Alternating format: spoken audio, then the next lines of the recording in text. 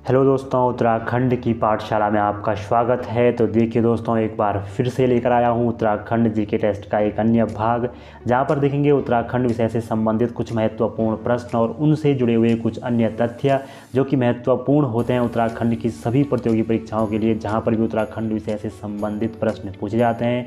तो चलिए दोस्तों, शुरू करते हैं अपना उत्तराखंड जीके टेस्ट का भाग 28। आप इससे अपनी तैयारी को भी जाँच सकते हैं।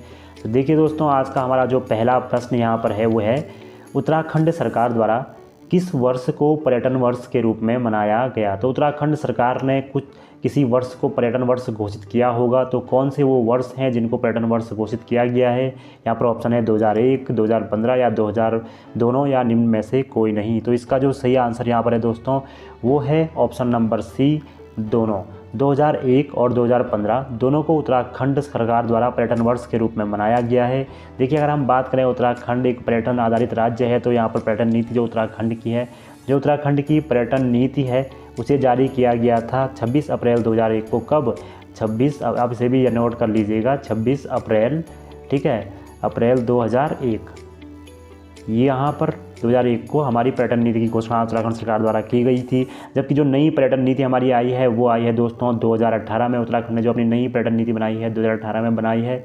जबकि जो पर्यटन से संबंधित उत्तराखंड की एक महत्वपूर्ण योजना है वो है पर्यटन रोजगार योजना, जो कि 1 जून 2002 से शुरू हुई थी। वीर चंद सिंह गढ़वाली पर्यटन रोजगार योजना आपने सुना होगा। उत्तराखंड की पर्यटन से जुड़ी हुई रोजगार योजना है वो 1 जून 2002 से आरंभ हुई थी। और अगर हम बात करें दोस्तों उत्तराखंड के पर्यटन मॉडल की, तो उत्तराखंड का जो पर्यटन मॉडल है वो सिंगापुर का मॉडल है। पता नहीं क्यों, लेकिन सिंगापुर का मॉडल है, क्योंकि सिंगापुर में तो धार्मिक पर्यटन होता नहीं है, जबकि हमारा पर्यटन धार्मिक पर्यटन पर आधारित है। तो सिंगापुर मॉडल पर चलता है उत्तराखंड का पर्यटन। ठीक है, अगला प्रश्न देखिए, गीता का कुमाऊनी पद्यों में अनुवाद किसने किया। गीता जो एक धार्मिक पुस्तक है हिंदू धर्म की, उसका कुमाऊनी पद्यों में अनुवाद किस व्यक्ति ने किया इन चारों में से। तो इसका जो सही आंसर है दोस्तों वो है, देखिए, लीलाधर जोशी। लीलाधर जोशी जो हैं उन्होंने ही कुमाऊनी पद्यों में गीता का अनुवाद किया। जबकि इससे पहले उन्होंने अन्य जो अनुवाद किए थे उनमें देखो मेघदूत का भी उन्होंने अनुवाद किया था। किसमें? कुमाऊनी पद्यों में। मेघदूत जो कि कालिदास की एक रचना है, मेघदूत उसका भी कुमाऊनी पद्यों में अनुवाद किया था। जबकि एक अन्य जो रचना है इन्होंने हर्षचरित, जो कि बाणभट्ट द्वारा रचित है, हर्षचरित, उसके भी कुछ खंडों का, मतलब उसके भी कुछ हिस्से का कुमाऊनी में अनुवाद किया था। तो कुल मिलाकर इन्होंने 3 किताबों का अनुवाद किया था, मेघदूत जो कि कालिदास रचित थी, हर्षचरित बाणभट्ट रचित जो है, और गीता। ठीक है, अगला प्रश्न देखिए, 1902 में देहरादून में डीएवी कॉलेज की स्थापना किसने की। दयानंद एंग्लो वैदिक स्नातकोत्तर जो महाविद्यालय अब देहरादून में है, डीएवी कॉलेज जिसे हम कहते हैं, उसकी स्थापना 1902 में हुई थी। ये फैक्ट यहाँ से क्लियर हो चुका है। पर किस व्यक्ति ने इसकी स्थापना यहाँ पर की थी। तो इसका जो सही आंसर है, देखिए, वो है इन 3-4 ऑप्शन में से Thakur Purna Singh Negi. Option number C, जो ठाकुर पूर्ण सिंह नेगी है, उन्होंने इस कॉलेज की स्थापना यहाँ पर की थी। और जब ये कॉलेज बना था ये एक संस्कृत विद्यालय था, एक संस्कृत विद्यालय की तर्ज पर इसकी स्थापना की थी। बाद में ये बदल गया, इसमें मतलब कॉलेज में बदल गया था, पहले ये एक स्कूल हुआ करता था। ठीक है, अगला प्रश्न, गढ़वाली रचना भूमियाल के रचनाकार हैं। गढ़वाली एक प्रसिद्ध रचना है भूमियाल, प्रश्न पूछा जा चुका है पहले। तो भूमियाल के रचनाकार कौन है, किस व्यक्ति ने इसकी रचना की है। तो देखिए, जिसका जो सही आंसर है वो है अबोध बंधु बहुगुणा, ऑप्शन नंबर सी, अबोध बंधु बहुगुणा ने गढ़वाली रचना भूमियाल की रचना की थी। ठीक है, भूमियाल की रचना इन्होंने की थी। इनकी जो अन्य रचनाओं की अगर हम बात करें तो इनकी जो प्रसिद्ध रचना, जो दूसरी रचना है वो है, देखिए, डूबता हुआ गांव। डूबता हुआ गांव एक प्रसिद्ध रचना है किसकी, अबोध बंधु बहुगुणा की, आपको याद रखना है ये। और एक अन्य इनकी रचना है, उसका नाम है अरण्य रोदन। अरण्य रोदन, अरण्य का मतलब क्या होता है, जंगल, जंगल में रोना। ठीक है, अरण्य रोदन, ये रचना है किसकी, अबोध बंधु बहुगुणा जी की। अगला प्रश्न देखिए, उत्तराखंड में अल्पसंख्यक आयोग की स्थापना किस वर्ष हुई। उत्तराखंड में अल्पसंख्यक आयोग स्थापित है, तो इसकी स्थापना किस वर्ष यहाँ पर हुई, इसका सही आंसर आपने बताना है इन ऑप्शंस में से। तो उत्तराखंड में जो अल्पसंख्यक आयोग है उसकी जो स्थापना हुई थी वो हुई थी 2003 में। डेट की अगर हम बात करें तो 27 मई 2003 को उत्तराखंड में अल्पसंख्यक आयोग की स्थापना की गई थी। जबकि अगर हम 2005 की बात करें तो उत्तराखंड में अल्पसंख्यक कल्याण तथा वक्फ विकास निगम, आपने सुना होगा, उत्तराखंड क्या अल्पसंख्यक कल्याण तथा वक्फ ठीक है, वक्फ विकास निगम, इसकी स्थापना हुई थी जनवरी 2005 में। ठीक है, उत्तराखंड अल्पसंख्यक कल्याण तथा वक्फ विकास निगम, जनवरी 2005 में। ठीक है, अगला प्रश्न है, मध्य हिमालय की कला किसकी रचना है? उत्तराखंड की कला से संबंधित या हिमालय की कला से संबंधित बहुत सारी पुस्तकें आ चुकी हैं, जिनमें से एक है मध्य हिमालय की कला। ये पुस्तक किसके द्वारा रचित है? तो इसका जो सही आंसर यहाँ पर है वो है, देखिए option number C, doctor Yashwant Singh Katoch. Doctor Yashwant Singh Katoch की रचना है मध्य हिमालय की कला।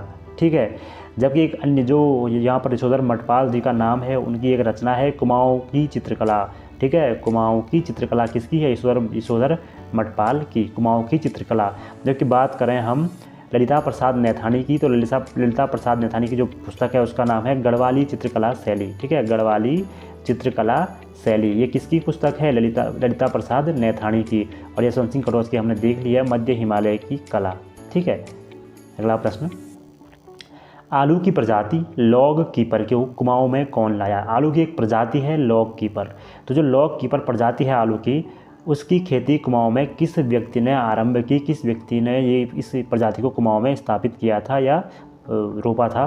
तो इसका जो सही आंसर यहाँ पर इन 4 ऑप्शंस में से है, देखिए दोस्तों, वो है नॉर्मन गिल। नॉर्मन गिल जो कि संबंधित है कुमाऊं में बागवानी से, तो नॉर्मन गिल ही कुमाऊं में लॉग कीपर की प्रजाति को लेकर आए थे। जबकि हम बात करें कैप्टन यंग की, तो कैप्टन यंग ने 1823 में, मतलब 1823 में मसूरी में सबसे पहले आलू की खेती की थी। ठीक है, मतलब सबसे पहले आलू की खेती किसने की थी? कैप्टन यंग ने की थी, उत्तराखंड में मसूरी में। जबकि हम बात करें नैनीताल में आलू की खेती की, विदेशी आलू की खेती, तो इसमें जो नाम आता है वो आता है हैरी बर्जर। 1844 में हैरी बर्जर ने क्या किया था? नैनीताल में विदेशी आलू की खेती की थी। ठीक है, ये आपको याद रखना है। अगला प्रश्न, गोरखा शासन में पर्वतीय चरवाहों पर लगने वाला कर था। तो जो गोरखा शासनकाल था एक क्रूर शासनकाल यहाँ पर था। यहाँ पर बहुत सारे टैक्स आरोपित जनता पर किए गए थे। तो जो पर्वतीय चरवाहे होते हैं, जैसे भोटिया जो चरवाहे होते हैं, उन पर कौन सा कर लिया जाता था जब वो नीचे अपनी गायों को चराने आते थे? तो इसका जो सही आंसर यहाँ पर है वो हो जाएगा, देखिए option number D, Doniya. Doniya जो कर था वो पर्वतीय चरवाहों पर लिया जाता था। जबकि कुशई कर की बात करें तो ये गोरखा शासन में ब्राह्मणों पर आरोपित एक कर था। ठीक है, ब्राह्मणों पर एक कर लगता था, जो कर था कुशई कर। जबकि शायर एक सीमा कर यहाँ पर था, सीमाओं की रक्षा के लिए गोरखा लेते थे सीमा कर। और बहता, देखिए छुपाई गई संपत्ति मिलने पर जो उस पर टैक्स लगता था वो था बहता। ठीक है, तो इतने कर गोरखाओं के थे। अगला प्रश्न देखिए, राज्य में इको टास्क फोर्स योजना की शुरुआत कब हुई? तो जो उत्तराखंड है उसमें जो इको टास्क फोर्स योजना है उसकी शुरुआत कब की गई थी? तो राज्य में इको टास्क फोर्स योजना की शुरुआत की गई थी 2008-9 में। 2008-9 का समय था जब इस योजना को राज्य में लॉन्च किया गया था। इस योजना के अंतर्गत होता क्या है कि जो भूतपूर्व सैनिक होते हैं, जो रिटायर्ड सैनिक होते हैं, उनको रोज़गार देने के लिए इस योजना को बनाया गया था और उनके अनुभवों का लाभ उठाने के लिए भी। तो जो वनीकरण और वनों की सुरक्षा की बात इसमें की गई थी कि कैसे वृक्षारोपण किया जाएगा और वनों की सुरक्षा की जाएगी। इसके लिए पूर्व सैनिकों को यहाँ पर नियुक्त किया गया था इको टास्क फोर्स के अंतर्गत। इनकी फोर्स यहाँ पर बनाई गई थी, तो वन की सुरक्षा के लिए इस फोर्स को बनाया गया था 2008-9 में इको टास्क फोर्स। ठीक है, अगला प्रश्न है, टनकपुर से बागेश्वर तक निर्माण हेतु प्रस्तावित रेल पथ को राष्ट्रीय परियोजना का दर्जा कब दिया गया था? तो देखिए टनकपुर है चंपावत में, जबकि बागेश्वर तो है ही एक ज़िला। तो बागेश्वर से टनकपुर तक एक रेल लाइन प्रस्तावित थी, रेल पथ जो प्रस्तावित है उसको राष्ट्रीय योजना कब घोषित किया गया, उसको राष्ट्रीय योजना का दर्जा कब दिया गया? तो इसका जो सही आंसर यहाँ पर है, देखिए इसका जो सही आंसर यहाँ पर है वो है 2012। 2012 में देखिए टनकपुर से कहाँ तक, बागेश्वर तक आने वाले रेल पथ को राष्ट्रीय परियोजना का दर्जा दिया गया मार्च 2012 में। ठीक है, मार्च 2012 में। जबकि रेल पथ की बात करें तो उत्तराखंड में कुल 6 जिलों में रेल पथ है, जो कि सर्वाधिक है हरिद्वार में और सबसे कम है पौड़ी में। ठीक है, कुल 6 जिलों में रेल पथ है। अगला प्रश्न है, कत्यूरी प्रशासन में तहसील स्तर की प्रशासन की इकाई को कहा जाता था? तो कत्यूरी प्रशासन देखिए कई विकेंद्रीकरण कई भागों में बटा हुआ था, केंद्रीकरण था इस मतलब साम्राज्य का। तो जो तहसील स्तर की इकाई होती थी उसे क्या कहा जाता था? तो इसका जो सही आंसर यहाँ पर है वो है कर्मांत। देखिए तहसील स्तर की इकाई को यहाँ पर कर्मांत कहा जाता था, ऑप्शन नंबर ए कर्मांत। ठीक है, जबकि अगर हम बात करें कत्यूरी प्रशासन में जो जिला होता था, जिले को कहा जाता था विषय। ठीक है, जिले को विषय कहा जाता था इस पतौदी प्रशासन में। अगला देखिए, अगला प्रश्न है, किस वर्ष नैनीताल में भारी भूस्खलन आया? नैनीताल देखिए, नैनीताल में एक बहुत बड़ा भूस्खलन आया था। तो किस वर्ष ये भूस्खलन नैनीताल में आया था? तो इसका जो सही आंसर है वो ऑप्शन नंबर ए 1880। ये क्वेश्चन पहले कभी पूछा जा चुका है। 1880 में नैनीताल में एक भारी भूस्खलन आया था। इससे भी पहले छोटे मोटे भूकंप यहाँ पर आए थे, इसलिए हिल साइड सेफ्टी कमेटी बनी थी। लेकिन 1880 में फिर से यहाँ पर एक बड़ा भूकंप आया, जिसमें 18 सितंबर को ये भूकंप आया था। अगर डेट कभी आए तो 18 सितंबर 1880 को ये भूकंप आया था। और ये भूकंप आया था जिस पहाड़ी पर, उस पहाड़ी का नाम था अल्मा पहाड़ी। अल्मा हिल्स पर यह भूकंप आया था और इस कारण बहुत सारे लोग यहाँ पर मारे गए थे। 150 से अधिक लोगों की यहाँ पर मृत्यु हो गई थी। ठीक है, अगला प्रश्न देखिए, साइंस सिटी का निर्माण कहाँ पर किया जा रहा है? तो साइंस जो सिटी है उसका निर्माण उत्तराखंड में कहाँ पर किया जा रहा है? तो इसका जो सही आंसर है दोस्तों वो है, देखिए देहरादून में जो झाझरा नामक स्थान है, झाझरा, वहाँ पर साइंस सिटी का निर्माण किया जा रहा है। विज्ञान की जो सिटी है इसका निर्माण यहाँ पर किया जा रहा है। ठीक है, अगला प्रश्न देखिए, चाय विकास बोर्ड का मुख्यालय अल्मोड़ा से कहाँ शिफ्ट किया जाना है? तो देखिए 2021 की एक घोषणा है कि चाय विकास बोर्ड का मुख्यालय जो कि अल्मोड़ा में था, जिसकी स्थापना शायद 2004 में हुई थी, आपको ये चेक करना है। तो 2004 में इसकी स्थापना मानी गई है, मेरे हिसाब से वही यही सही आंसर है। तो देखिए इसका मुख्यालय पहले अल्मोड़ा हुआ करता था, अब अल्मोड़ा से परिवर्तित कर दिया जाएगा। तो कहाँ पर इसे लाया जाएगा? तो देखिए गैरसैंण में चाय विकास बोर्ड का मुख्यालय अब लाया जाएगा। इसलिए जो घोषणा हुई थी ये थी फरवरी 2021 की एक घोषणा। ठीक है, ये भी आपको याद रखना है कि चाय विकास बोर्ड का मुख्यालय अब अल्मोड़ा ना होकर गैरसैंण होगा। अगला है, महात्मा गांधी ने हरिद्वार की यात्रा किस वर्ष की? तो जो महात्मा गांधी हैं उन्होंने हरिद्वार की यात्रा किस वर्ष की थी? तो 1917, 1915, 19 या 21। तो इसका जो सही आंसर है वो 1915। जब महात्मा गांधी अफ्रीका से भारत आए तो सर्वप्रथम उन्होंने हरिद्वार की यात्रा ही की थी अपनी माता जी के अस्थि विसर्जन के लिए। ठीक है, तो हरिद्वार की यात्रा महात्मा गांधी ने की थी 1915 में। इसके बाद जब गांधी हरिद्वार आए तो उस समय वर्ष था 1927। तो 1927 में भी महात्मा गांधी जी ने हरिद्वार की यात्रा की थी। तो ठीक है, ये भी आपको याद रखना है।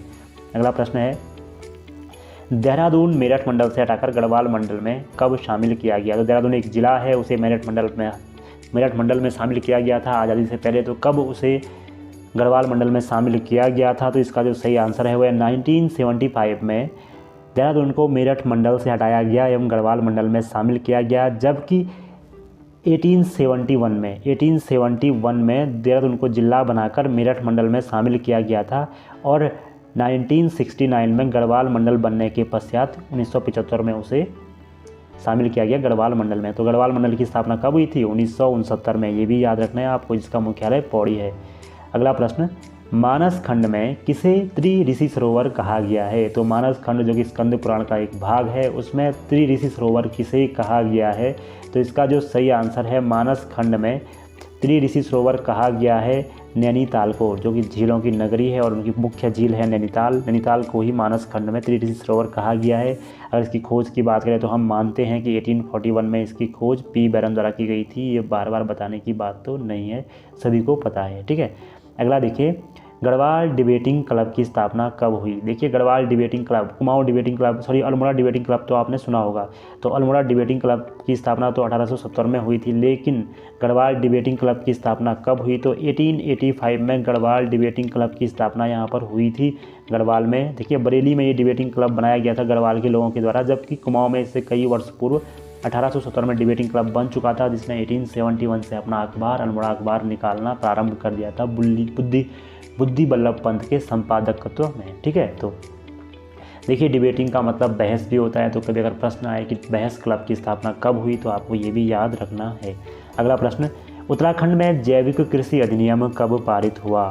तो देखिए जैविक कृषि सबसे पहले सिक्किम ने इसे अपनाया था। तो उत्तराखंड में जो जैविक कृषि अधिनियम था वो कब पारित हुआ? रासायनिक खादों का प्रयोग न करने का वो लिया गया था, संकल्प समझ लीजिए आप। तो 2019 का ये वर्ष था जब उत्तराखंड में जैविक कृषि अधिनियम पारित किया गया था। हालांकि इसका कितना पालन होता है ये तो आप और हम सभी जानते ही हैं, लेकिन उत्तराखंड ने जैविक कृषि अधिनियम 2019 में पास किया, ये आपको याद रखना है।